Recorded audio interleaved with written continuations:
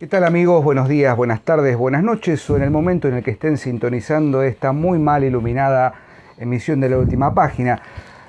Mal iluminada por los dispositivos técnicos, más no por la realidad inmarcesible que me acompaña, que se manifiesta ante ustedes, ante mí sobre todo. Yo llego y hay una suerte de erizamiento originario cuando Porrini se me aparece, abre una puerta y yo ingreso al templo, que es la casa donde vive Porrini. Claro. Y que, por supuesto, como cada lunes, elige manifestarse en su forma preternatural. No, preternatural no, porque sería un poco complicado. Claro. Sí, sobrenatural o suprarracional. Porrini es la verdad de la milanesa y de todo tipo de alimentos a base de ternera y panificados. ¿Cómo le va, doctor Porrini? ¿Todo bien? ¿Cómo le va, maestro? Elegancia. No, lo suyo ya es... Estoy de la marinería inglesa. Está de la marinería inglesa. Me falta el saco azul que lo tengo. El saco azul cruzado y el sombrero de voy capitán. A ir así. En el HMS Porren. Sí. Nos vamos a dirigir a Vorterix. Exactamente. Exacto. Pienso ir de un final. Estamos grabando esto de alférez británico. Yo voy de grumete. Contramaestre. Contramaestre. Qué lindos títulos. ¿Por qué se llaman contraalmirante, contramaestre? Bueno, sí, los ingleses siempre están en contra de algo. Claro. Contra el mundo. Contra el mundo y todos contra los ingleses. Vamos a hacer un aviso importante. Estamos grabando esto a fines de noviembre. Recuerden, quienes estén aquí cerca en San Miguel o quieran venir a la ciudad de San Miguel, en la provincia de Buenos Aires, el viernes 6 y el sábado 7 de diciembre vamos a estar presentes en Noche de Libros, una actividad que se realiza hace más de 10 años en el corredor aeróbico, en las inmediaciones de las calles Francia y Surdó, Francia y Surdó, en la ciudad de Bellavista. Ponen en el Google Maps o donde estén corredor aeróbico de San Miguel y ahí nos van a encontrar. Es absolutamente gratuito. En el auditorio de la Asociación de Estudios Humanísticos, junto con otros grandes personajes como Cecilia Viola, Nicolás Rosano, Alejandro Jiménez Luna, que han hecho un trabajo inmenso, Ariel Guasardi. Vamos a estar tal vez un poco irreconocible. No importa, ya verán por qué. De capa corta. De capa corta, porque el tema de la Noche de Libros es una saga de literatura de fantasía, diremos, infantil, en torno de la magia. La magia. Así que bueno, 6 y 7, esto seguramente sale el lunes 2 de diciembre, o sea que de acá a unos días vamos a estar allí. Y si ven esto en otro momento, después del 6 y 7 de diciembre del 24, olvídense, no vamos a estar, así que no vayan. Ahí estaremos para firmar libros. El profesor va a dar una charla. El profesor también. Sí, en la sala. Yo la doy con Alejandro. Sí. Con Alejandro Jiménez Luna, un placer. Sí. El profe va a estar solo, hablando de lencería belga. Claro. Sí. Y yo voy a hablar sobre... usos y aplicaciones de la lencería belga en la literatura belga. Belga, claro. Sí. Muy importante. Del siglo XVIII. Muy importante. ¿Cómo queda? Claro, exactamente, cómo queda Bélgica. Y bueno, con el profesor Jiménez Luna estaremos hablando sobre la importancia del corcho. Corcho y sus aplicaciones al macramé. Exactamente. Cosas de las que sabemos muchísimo. Totalmente. Pero si hay algo de lo que sabemos, Porrini, o por lo menos creemos, o yo creo saber bastante, es un poquito de literatura, ¿no? La Última Página es, de alguna manera, nuestro refugio en la literatura. Y hoy vamos a hablar de literatura. Sí, Vamos a hablar de literatura de Cuba. Dos grandes cubanos. Dos nombres, o por lo menos uno de ellos bastante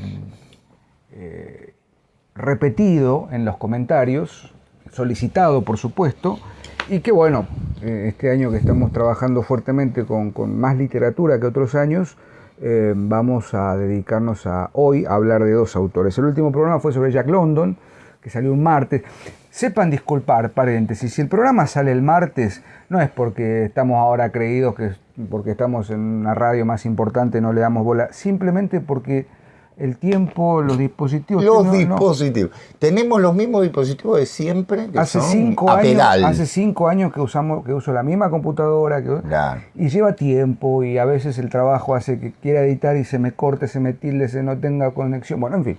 La mía ha sido catalogada en el Museo Histórico de la Tecnología. Tiene 14 años la computadora. Va a estar en la Exposición Universal de 2050. Y ahí está, la amo y sigue funcionando. Pero bueno, más allá de eso, el lunes pasado decimos ya hablando, vamos a continuar ahora con literatura de Cuba y específicamente con José Lezama Lima y Virgilio Piñera. Qué gran.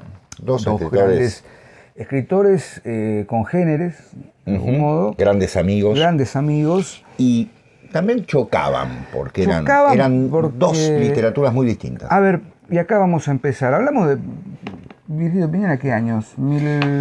Prácticamente contemporáneos. Sí, Diego murió en el 79 y creo que nació en el 12. 1912. 1912. Sí.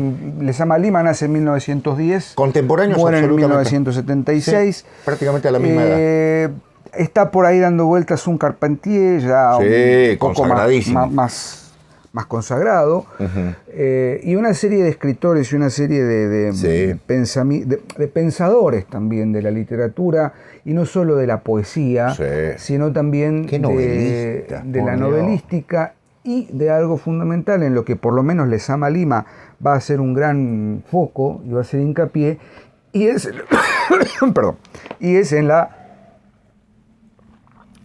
en el lugar que va a ocupar el poeta, en este caso, o el escritor americano, en la cultura literaria universal. Tengan en cuenta que Cuba no tenía editoriales cuando estos dos grandes hombres, junto con don Alejo Carpentier y con otra pléyade de grandes escritores de la época, no existían las editoriales en Cuba, existían las imprentas. Entonces los libros se editaban en imprentas pagados por el autor, y imagínense, la circulación era muy menor. No obstante ello, lograron un reconocimiento a nivel internacional, y los dos son los creadores de las revistas Espuela de Plata, Orígenes, que fueron las revistas que abrieron la literatura cubana, por lo menos a Hispanoamérica, ¿no? Y bueno, por suerte hoy en día se consiguen muy fácilmente. Si hay algo que va a caracterizar, o que caracteriza en realidad a estos dos autores, por lo menos a Lezama Lima y a la línea cubana, y esa América del Caribe, esa literatura, es la exuberancia también, y la exacerbación del lenguaje, ¿no? Un castellano hermoso, un castellano refinadísimo, pero también un castellano hipercargado.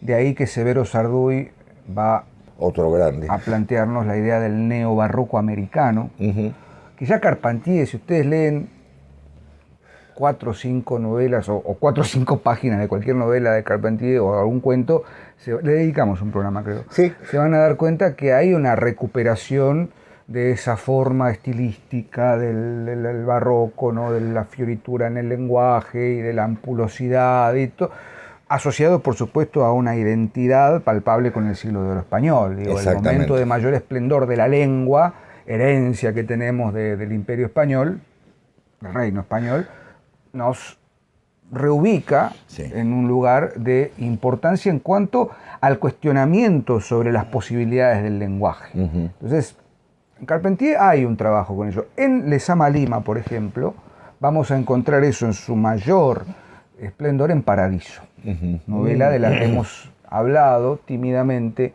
en el programa dedicado a la novelística de Hispanoamérica, pero Paradiso de 1966 nos encuentra con un Lezama Lima ya consagrado como escritor, como ensayista, como novelista, como poeta, por supuesto, claro. Y Paradiso yo intenté leerla, fragmentos que conseguí, es imposible, o sea, no puedo hablar de algo que no leí.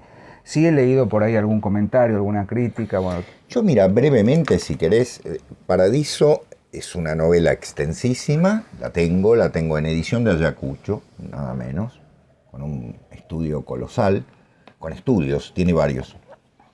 Es una novela que tiene mucho de autobiografía, Yo creo que tomó como modelo a Proust en el Busca del tiempo perdido. De hecho, los dos eran asmáticos. Muchos dicen que el ritmo de Lezama Lima, el querido Lezama Lima, es en ese sentido parecido al de Proust en francés por el tema del asma. A mí me parece una exageración, pero bueno.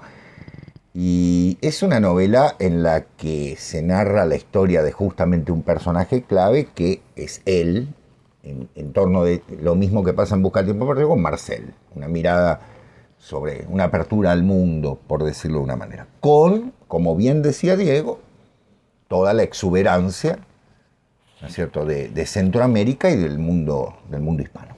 Bien. Acá tengo algunas notas. Me llama la atención porque Paradiso es de 1966. Un año antes de 100 años de soledad. ¿Antes o...? 67. 67 es... Bien. Yo tenía entendido... Bueno, igual García Márquez ya la venía escribiendo hace un par de años, pero eso es lo que iba a señalar, ¿no? Como dos novelas totalmente disímiles, Sí. La que triunfa de alguna manera es la de García Márquez. No porque haya que ponerlos en competencia, por supuesto, pero creo que García Márquez, incluso con un lenguaje también sofisticado y una forma y sobre todo una estructura general compleja, más compleja y demás, logra atravesar ciertas barreras, mientras que Paradiso no. O sea, Paradiso no tiene la misma fuerza que 100 años de soledad. No, claro. Porque Lezama Lima todavía, y no lo digo como algo negativo, sino que todavía elige quedarse en las posibilidades del lenguaje. Uh-huh. El lenguaje como medio, el lenguaje como forma creadora. Ahora vamos a hablar un poquito de eso en su concepción poética. García Márquez supera y entiende que el lenguaje es forma creadora, pero también lo es la forma en la que el lenguaje se manifiesta literariamente. Exacto. Entonces García Márquez es novelista.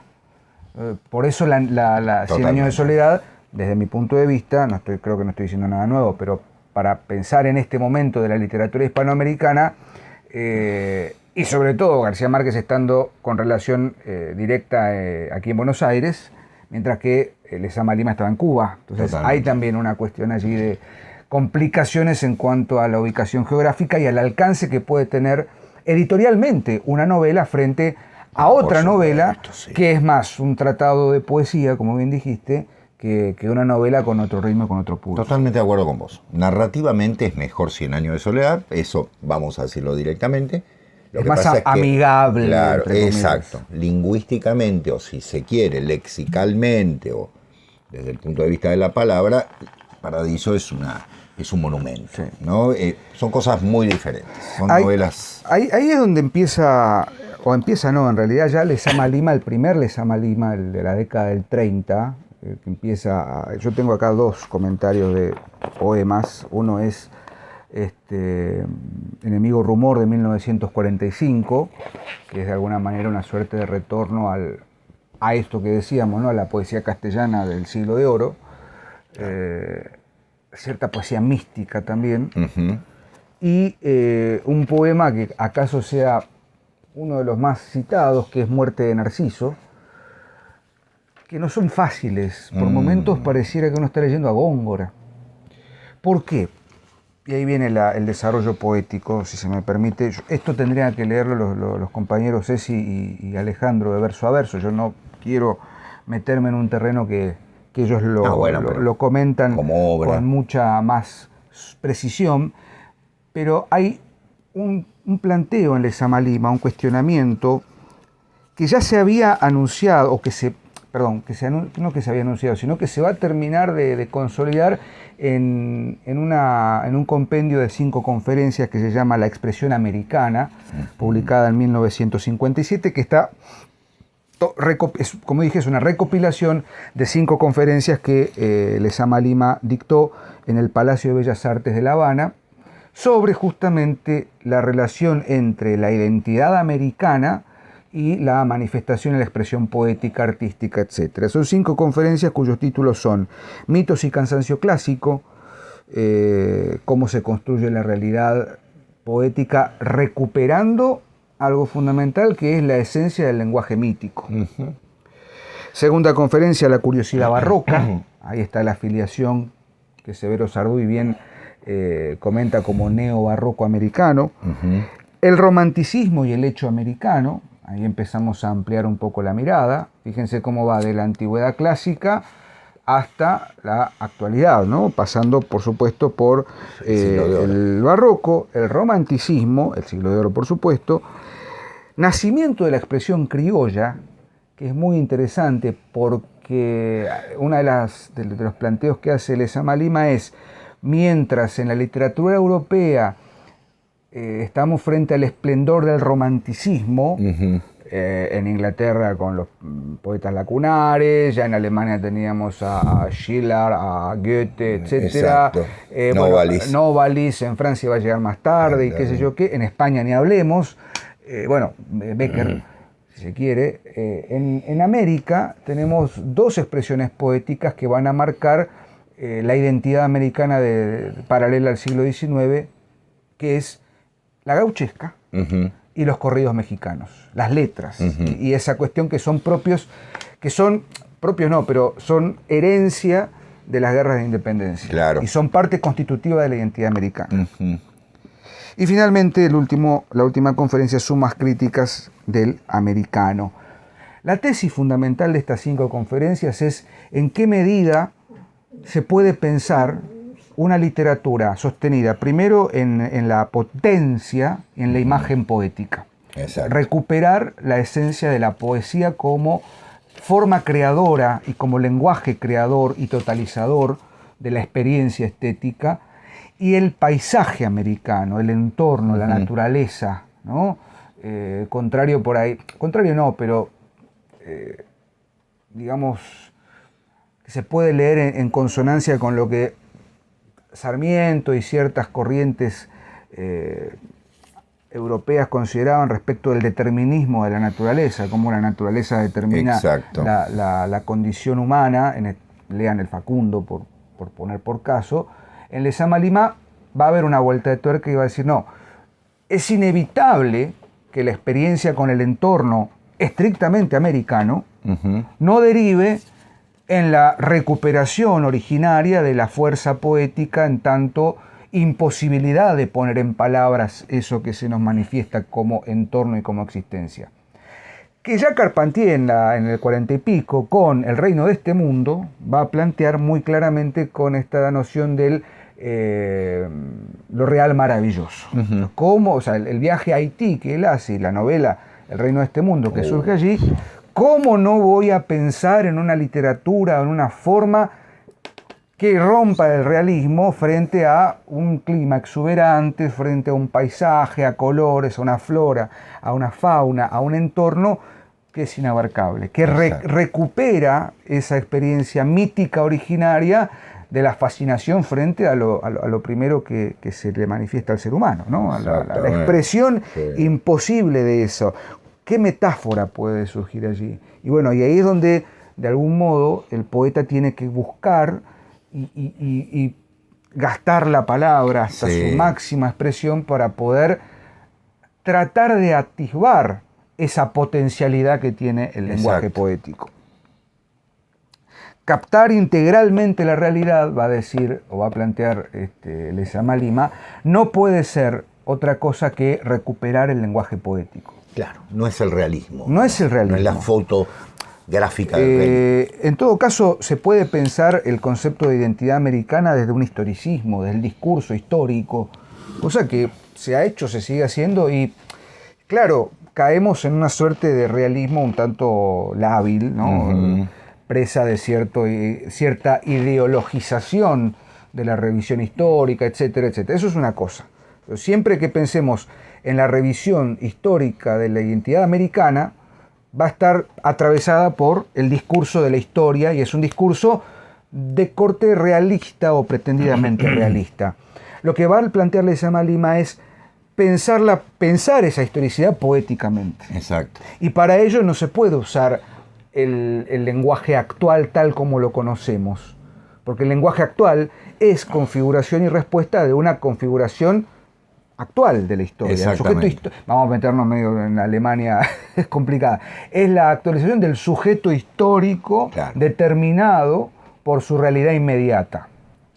Lezama Lima va a plantear una anterioridad. Es decir, bueno, esto que somos en realidad tiene antecedentes y una configuración previa en la mitología. Y la mitología no como relato, sino como lenguaje que busca traducir el origen inefable de la existencia humana, la conciencia de existencia y de trascendencia, la dimensión de lo sagrado, no puede ser expresada de otra forma que no sea poética y por ende míticamente. Corregime si estoy diciendo alguna pavada. Espectacular, no puedo corregir nada. Hay que retornar a la verdad interior, y esa verdad interior solo es permitida por la poesía. El extremo refinamiento del verbo poético, dice Lezama Lima, se vuelve tan primigenio como los conjuros tribales.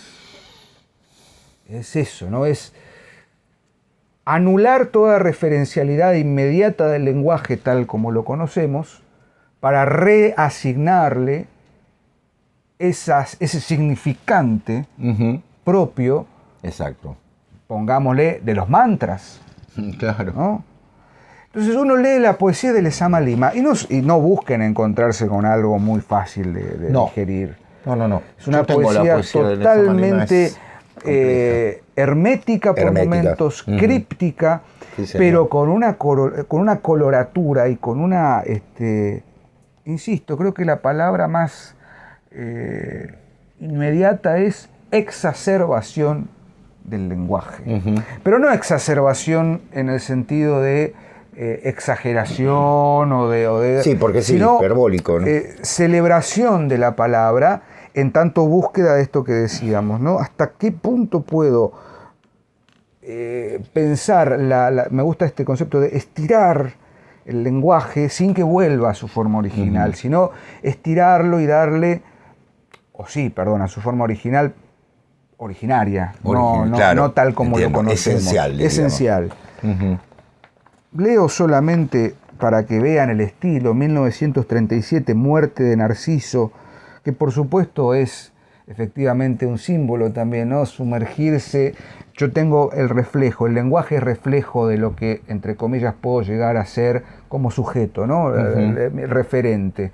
Me miro al espejo y veo un referente de mí mismo. ¿Qué pasa cuando yo me sumerjo en ese referente, como Narciso, y me hundo en las profundidades propias de ese misterio que es el lenguaje?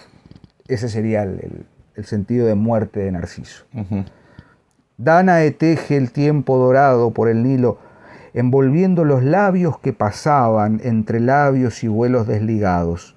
La mano o el labio o el pájaro nevaban. Era el círculo en nieve que se abría. Mano era, sin sangre, la seda que borraba, la perfección que muere de rodillas y en su celo se esconde y se divierte. Fíjense el ritmo. El ritmo, primero, es un ritmo con cierta cadencia, pero las metáforas, ¿no? La mano o el labio o el pájaro nevaban. ¿Qué es que un pájaro nevaba? ¿Qué significa un pájaro nevando? La mano. La mano. Claro. Círculo en nieve que se abría. Los labios, más adelante hay. Vertical desde el mármol no miraba a la frente que se abría en loto húmedo. Un chillido sin fin se abría la floresta. Al airado redoble en flechas y muerte. No se apresura, tal vez su fría mirada sobre la garza real y el frío tan débil del poniente, grito que ayuda a la fuga del dormir, llama fría y lengua alfilereada. Decime si esto no es Góngora en cierto punto, por momentos. Pero no es solamente, obviamente hay que hacer un análisis más profundo, quizás, insisto, Alejandro, Cecilia, que dedican su ciclo a poesía, podrían darnos una mano un poco más profunda, pero es buscar, insisto, la palabra, o sea, ya salir de la mera referencialidad de la palabra. Exacto.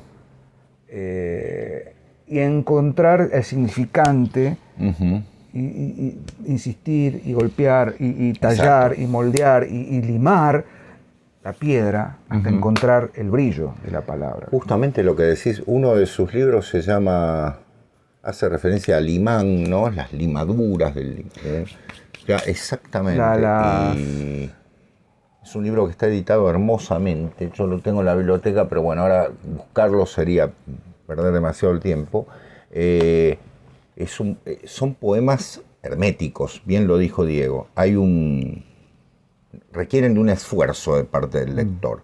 Tienen una belleza rítmica exquisita, pero significativamente son poemas de mucho hermetismo, al estilo de ciertos poemas de Eugenio Montale, por poner por caso, en la literatura italiana, ¿no? Un hermetismo que requiere de un esfuerzo de parte de quien los lee.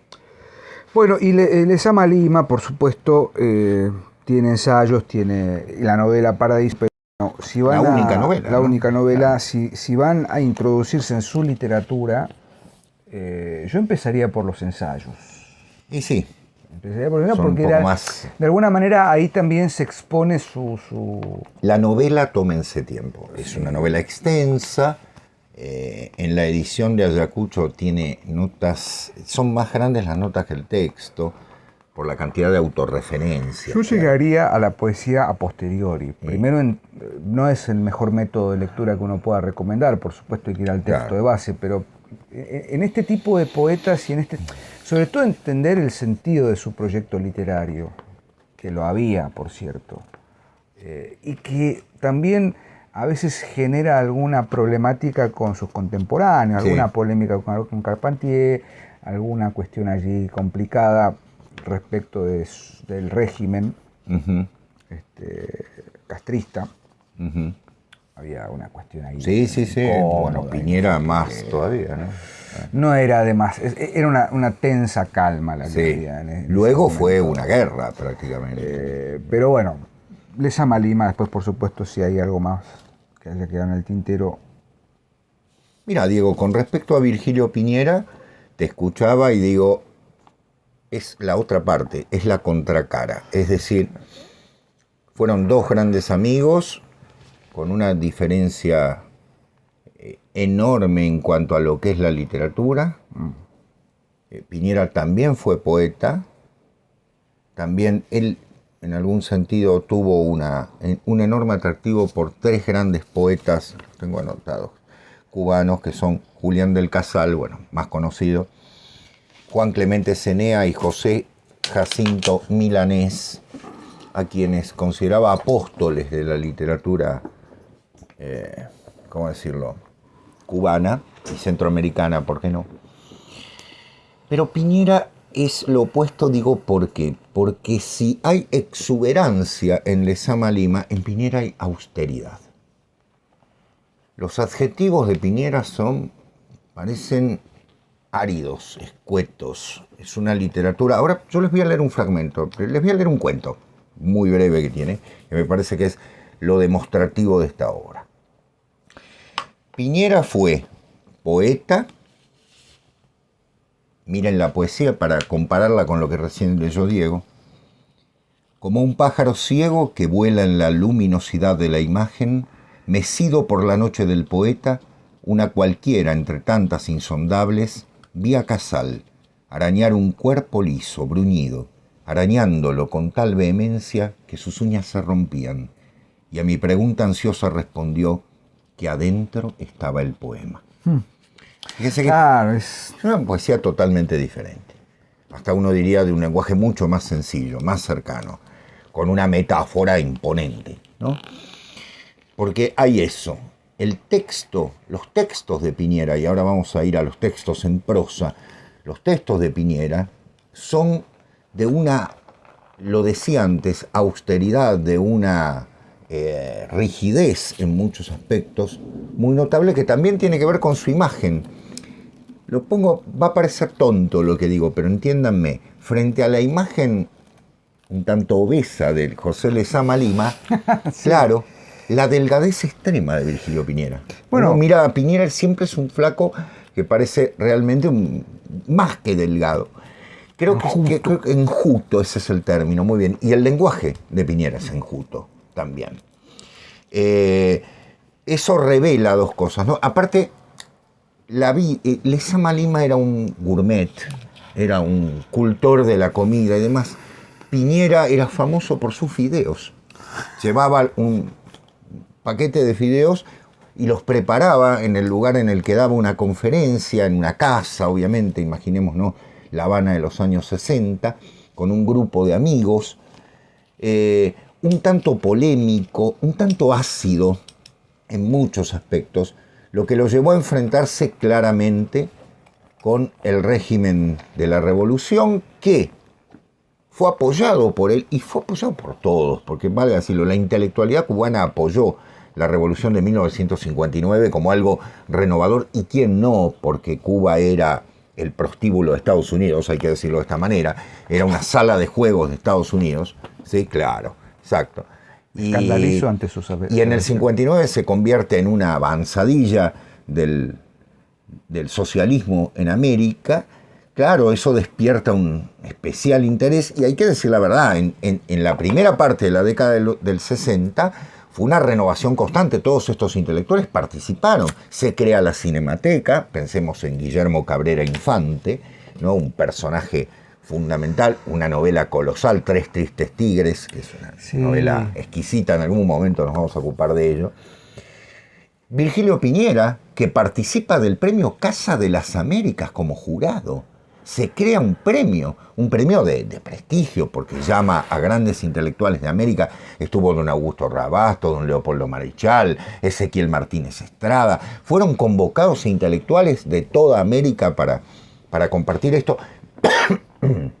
Piñera está allí, Lezama Lima también, pero claro, el régimen empieza a cambiar en ciertos aspectos, no olviden los ataques desde el exterior, se endurece interiormente, y a mediados de los años 60 la situación se complica. Y hay algo que hay que remarcar.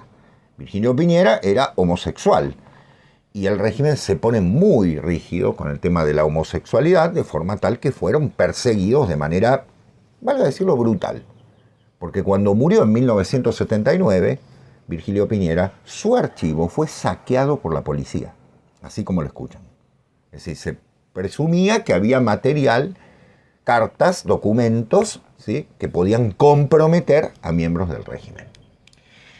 En los años 90 fue... Qué complicado, che. Muy complicado. En los años 90 fue recuperado. ¿Por qué? Porque en Cuba vientos nuevos vinieron, la política cultural de fines de los 60 y de buena parte de los 70, tan censuradora, tan valga decirlo, voy a usar un término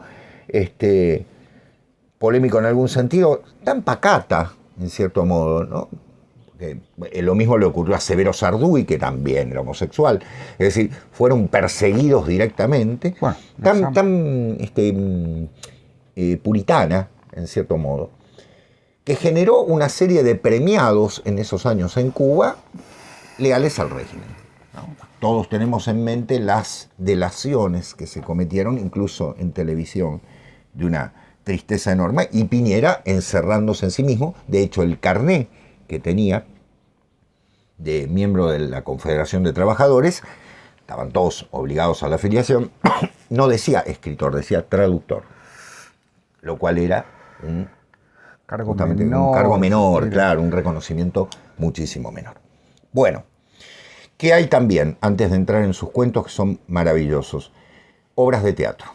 Hay una edición argentina, discúlpenme, la voy a citar, que hizo Coligüe, Dos viejos pánicos y otros textos teatrales. Está en Coligüe desde hace ya unos años. Las obras de teatro de Piñera, esto es un poco para que veamos que América a veces decimos llega tarde a ciertas cosas. No, lo que pasa es que llega primero, pero se descubre después en muchos casos.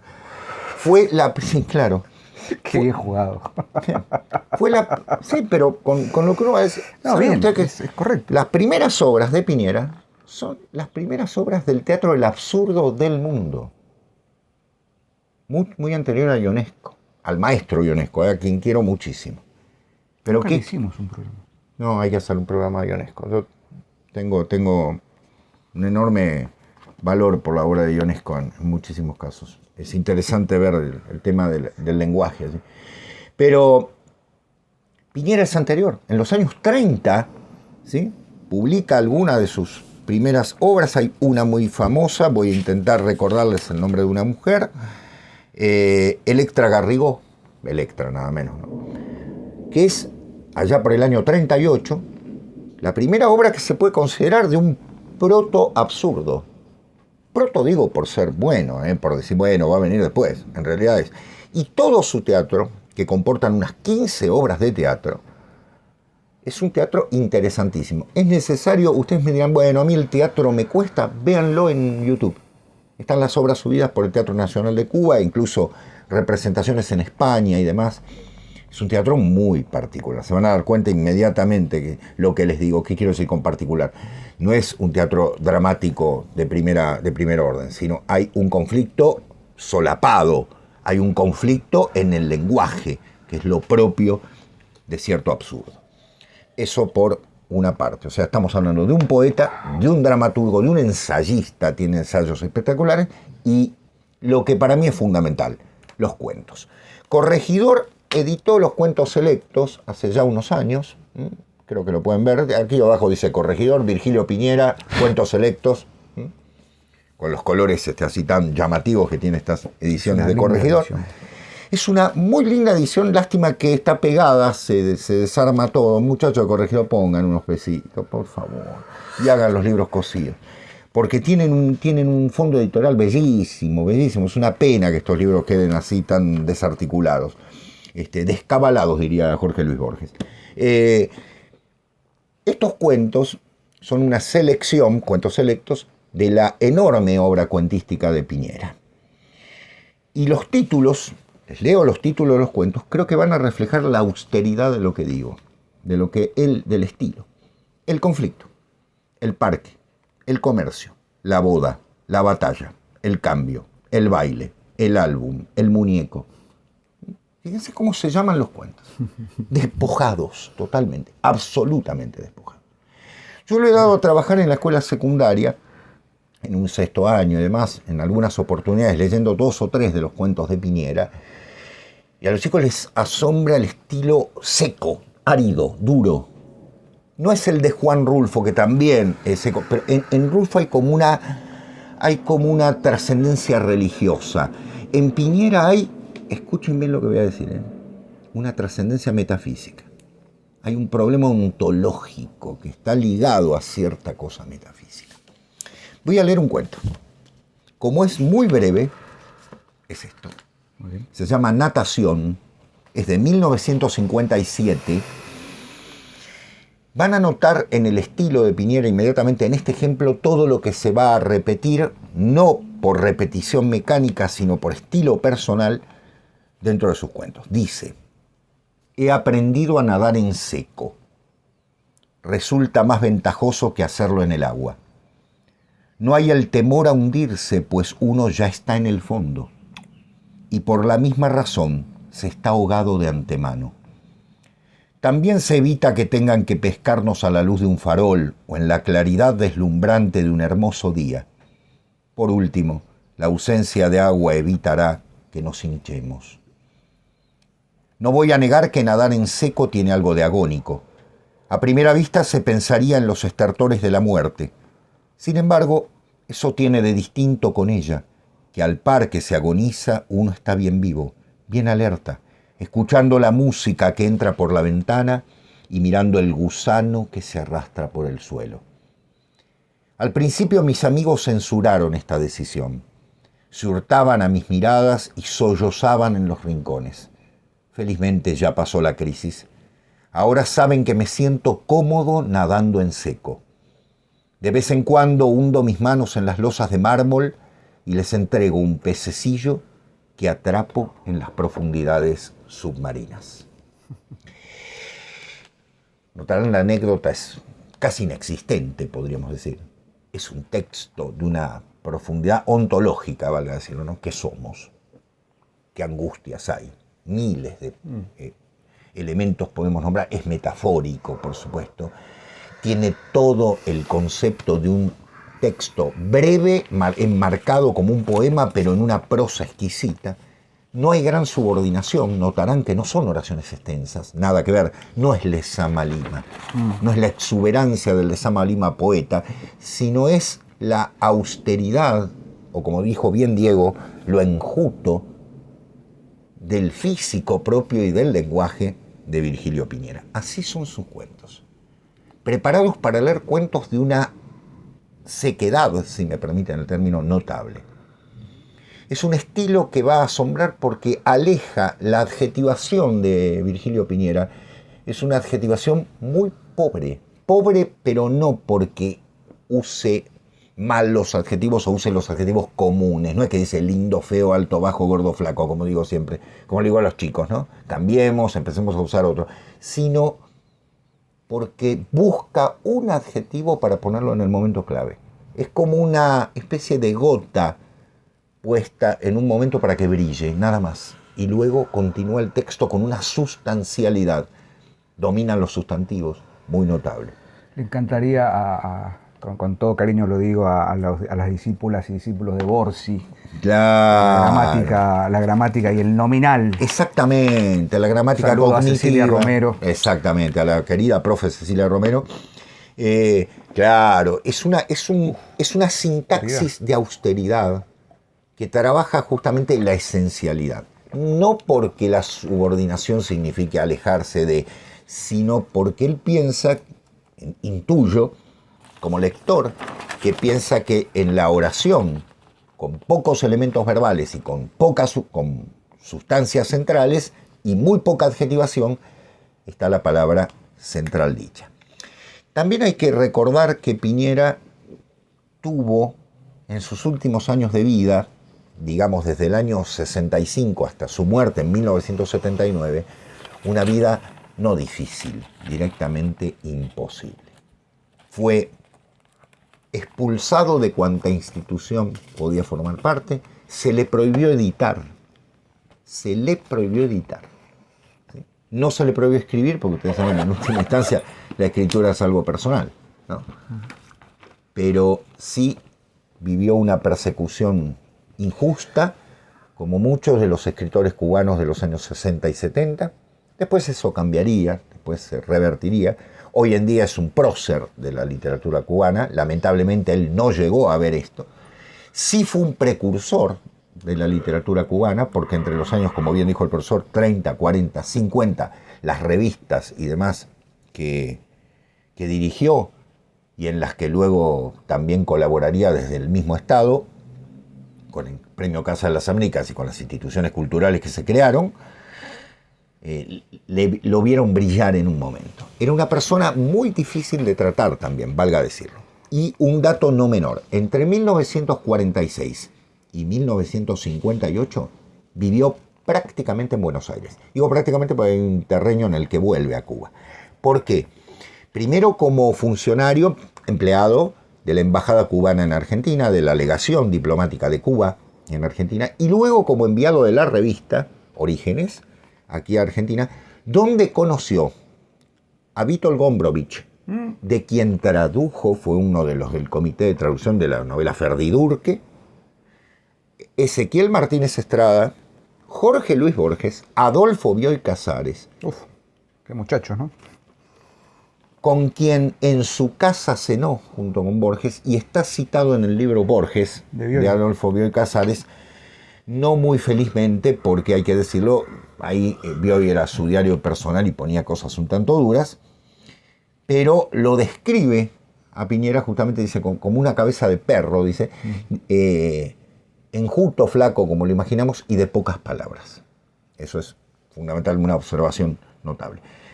Es una literatura que en tándem con la de Lezama Lima. Estaba pensando. Exactamente. Son dos mundos contemporáneos, absolutamente contemporáneos, y dos miradas de la literatura cubana que debemos recuperar notablemente. Leer justamente en ese diálogo, perdón. Esa consonancia. En esa consonancia. Vos fíjate, se me ocurría Muerte de Narciso, el poema que citaba anteriormente, tiene que ver, por supuesto, con un sumergimiento acuático y qué sé yo. Claro. Pero comparado con la búsqueda, insisto, de la potencialidad del lenguaje, Creo que Piñera es más efectivo en esa búsqueda. Llegó a donde quería llegar, mientras que Lezama Lima todavía se está cuestionando esta problemática, ¿no? Pone por caso, ¿no? Hacia el final del poema, Narciso, Narciso, las astas del ciervo asesinado son peces, son llamas, son flautas, son dedos mordisqueados. Narciso, Narciso, los cabellos guiando florentinos, reptan perfiles. Pez del frío verde, el aire en el espejo sin estrías, racimos de palomas ocultas en la garganta muerta, ¿no? Esa cosa. Y en el fondo terminan llegando a un punto similar, pero como bien decía Sebastián, desde la ampulosidad del lenguaje y desde la simpleza, no por ello falta de contundencia. Yo creo que en Piñera hay una condensación en lo simple, duro, ¿no? Seco, árido. Seco, árido. Y en Lezama Lima hay una densidad lingüística que tiene también volumen, pero bueno, es más difícil es más pesado, ¿no? Hay un libro fundamental en Piñera que es La carne de René, que también está editado, ha sido editado por, ya les digo, la editorial, aquí tengo el recorte del diario, por Blatt y Ríos, ¿sí? La carne de René, que es un texto fundamental de él. Pero una cosita más, Diego, y te dejo que colaboró en la revista Sur, se publicaron El enemigo, La carne, La caída, El infierno, La gran escalera del Palacio Legislativo, que son cuentos. Hizo reseñas Griselda Sani por Vínculos Sutiles para MC en 1958. Silvina Ocampo y su perro mágico, no solo el perro es mágico, también ha aparecido allí. Y un texto que me parece fundamental, que apareció en Minotauro, que es Alfred Jarry Ubu Rey. Ah, mira. Alfred Jarry, ustedes saben, es posiblemente el antecedente más claro de lo que luego sería el teatro del absurdo a comienzos del siglo XX. La cuestión de la patafísica. La patafísica y demás. Les interesó mucho a ciertos autores. Sí, Cortázar. Sí, exactamente. Bueno, aquí don Luis Chitarroni. Chitarroni, mira. Tuvo mucha importancia en el tema del conocimiento de la patafísica. Y hay otros más, ¿no? Como siempre decimos en la última página, el objetivo de estos comentarios, este intercambio, no es agotar lo exhaustivo que puede llegar a tener la poesía, la escritura de Lezama Lima, mucho más la de Piñera, sino es una invitación, ¿no? Totalmente. Nos debíamos eso, nos han pedido, etcétera. Hemos dado, de alguna manera, ciertas indicaciones para ver por dónde ir. Bajo ningún punto de vista hemos dicho todo lo que se puede decir. No. El resto lo completarán, por supuesto, ustedes. Y claramente, decimos siempre, hay que seguir leyendo, ¿no? Exactamente. Y vayan estos autores. Nadando en esa... Nadando en seco. En seco, ¿no? Exacto. Así que bueno, Sebas, si te parece, debemos continuar con nuestra jornada. Es un día bastante... Está lloviendo. Lluvioso, húmedo, pesado, y nosotros tenemos que dirigirnos hacia otros territorios, hacia nuestras tareas, a hacer algún reporte un tanto minoritario. Exactamente.